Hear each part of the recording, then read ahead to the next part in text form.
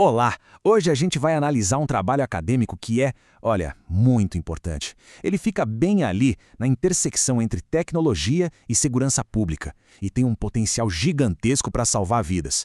Vamos dar uma olhada? Esse projeto de intervenção foi apresentado por Igor Martins Bolonha, com orientação dos professores Ana Maria Stefan e Leandro Ribeiro da Silva. É o trabalho de conclusão dele no curso de pós-graduação em Gestão Pública em Proteção e Defesa Civil lá da Universidade Federal de Juiz de Fora. E, sabe, é um exemplo claro do compromisso que a universidade tem em formar profissionais que realmente pensam de forma crítica, ética e que estão prontos para fazer diferença na sociedade. Então vamos direto ao ponto. O estudo começa com um problema que pode parecer só técnico, mas na verdade as consequências são bem humanas. A gente está falando da falta de um padrão, de regras claras para usar drones em emergências. Essa falta de organização cria o que o autor chama de uma descoordenação perigosa. E o que isso quer dizer na prática? Bom, quer dizer caos, justamente na hora em que a gente mais precisa de ordem. E para a gente ter uma dimensão do tamanho desse problema, olha só esse dado. Um levantamento preliminar feito para o estudo mostrou o seguinte: dos 58 municípios da 8ª Regional de Proteção e Defesa Civil de Minas Gerais, pasmem, 55 não têm nenhum protocolo específico para usar drones. 55.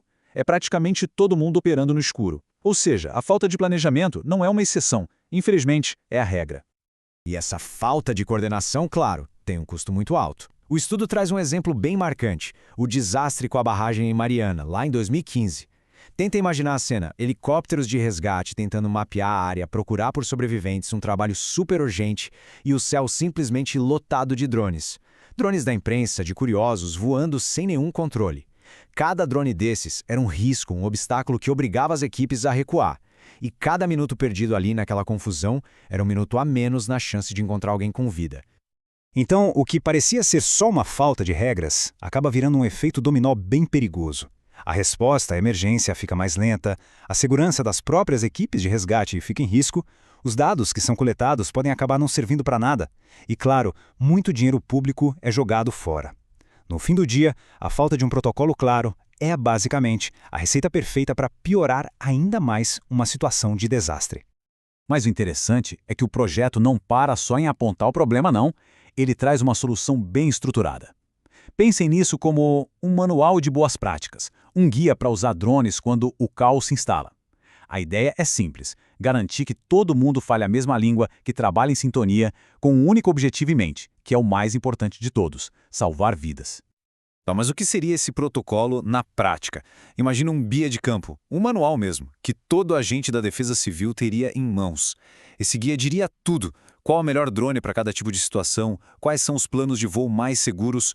O jeito certo de coletar e compartilhar as imagens é, no fundo, a ferramenta que transforma o caos numa operação organizada, inteligente e muito mais eficaz. E é importante dizer que essa proposta não surgiu do nada, né?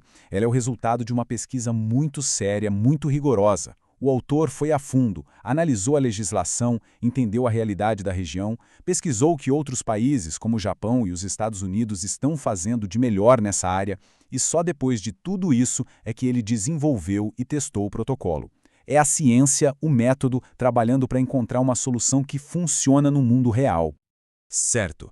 E por que isso é tão importante? Porque, gente, ter um protocolo simplesmente muda o jogo. Pensem numa futura operação de resgate. Com o protocolo em mãos, em vez daquele caos de drones voando para todo lado, a gente teria uma operação organizada.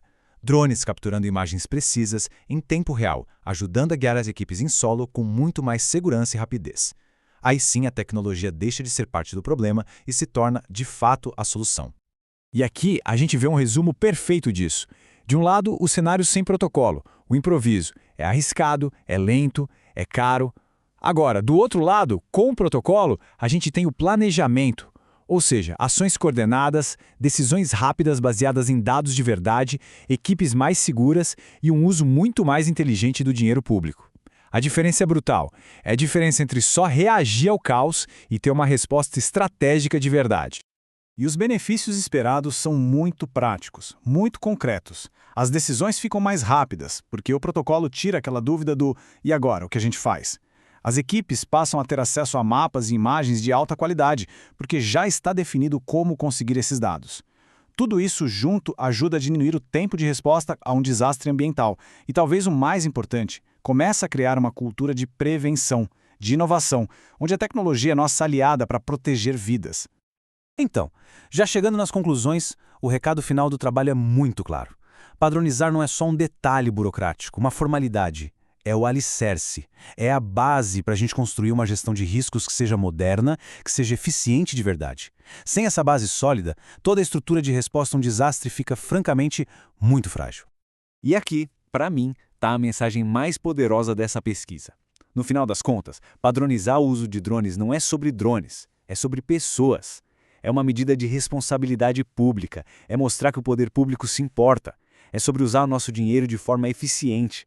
E sim, é também sobre justiça social, porque garante que a ajuda chegue rápido e para quem precisa. É uma forma de dizer, na prática, que cada vida realmente importa. É importante a gente mencionar que todo este conteúdo que apresentamos é uma síntese automatizada que foi feita com o apoio de inteligência artificial, baseada, claro, no projeto de intervenção que a gente acabou de conhecer.